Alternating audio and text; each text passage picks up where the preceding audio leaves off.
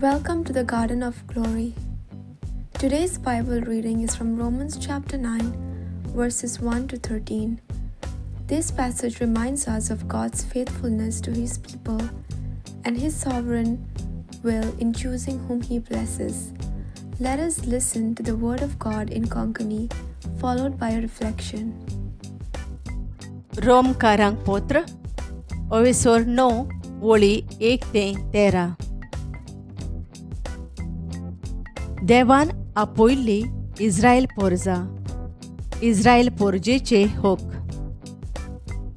क्रिस्ताच्या एकवटांत आसून हांव सोत उलोयतां, फोट सांगिना. पवित्र आत्म्यान उजवाडायलोले म्हजे अंतस्करणूय म्हाका गोवाय दिता. जी मासा रोगता प्रमाणे म्हजेच पोरजेची त्या म्हज्या भावा भयणी पासत म्हाका एक व्हड खोंत आसा आनी थार दिना तसली दूख म्हज्या काळजांत. देखून तांकां उपकारोत जाल्यार देवाचो शिराप म्हजेर पडून म्हाकाच क्रिस्तांतोन तोडून काड म्हूण हांव मागतालों. तीं इस्रायेलकारां, तांकां देवान आपलीं भुरगीं करून घेतल्यांत. तांकां आपले मोहिमेंत वांटो दिला. तांचे लागीं कोरार केल्यात. समूर्त तांच्या हातांत घाल्या. देवाची भोजोण तांकां शिकयल्या आनी तांकां भासावण्यो केल्यात. पोरजापोती तांचे आनी तांचे थावन रोगता मासा प्रमाणे क्रिस्त उत्पन्न जाला. तो सोगटा सोरवां परोस व्हरतो देव. ताका सासणाच्या सासणाक वाखाणणी. आमेन. देव आपले भासावणीक विस्वाशी. देवान दिल्लें उतर वाऱ्यार उबोवन गेलें म्हूण हांव सांगूंक सोदिना. जल्मान इस्रायेलाचे कुळयेची सगळीं खोरी इस्रायल पोरजां न्हय, तशेंच आब्रामाचे संस्थीची तितलीं ताच्यो पूत धुवो न्हय. पूण इजाका वरवीं तुजे संस्थीक तुजें नांव मेळटलें. म्हणजे मासा रोगता प्रमाणे जल्मल्लीं भुरगीं देवाचीं भुरगीं न्हय, पूण भासावणे प्रमाणे जल्मल्लीं भुरगीं की खोरी संसोत म्हूण लेखोन येतलीं. कित्याक भासावणी ह्या उतरांनी केल्ली आसा.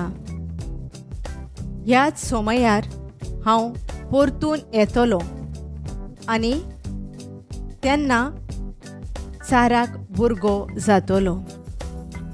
आनीकूय आसा. रेबेका दोगां जवळ्या पुतांक कुसव्यांत सांबाळून आसली. ते एकाच बापायचे, आमच्या पुर्वजा इजाकाचे.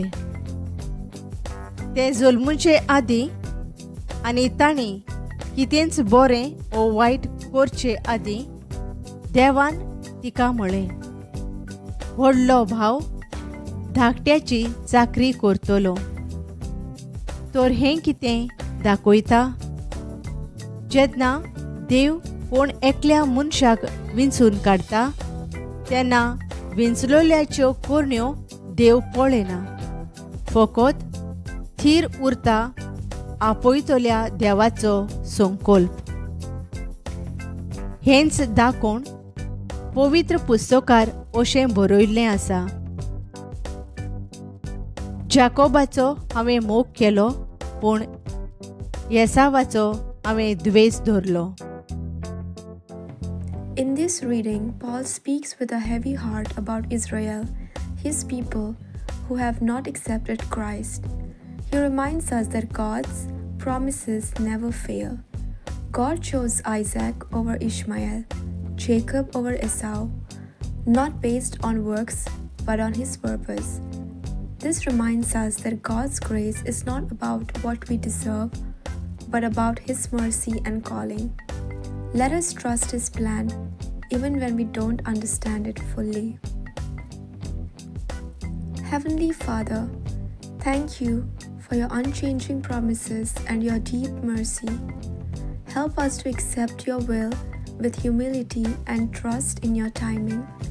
Teach us to walk in faith, knowing that you are always working for our good. In Jesus' name, amen. Thank you for joining us on the Garden of Glory. If this message blessed you, please like, share, and subscribe. Dear Bore Koro.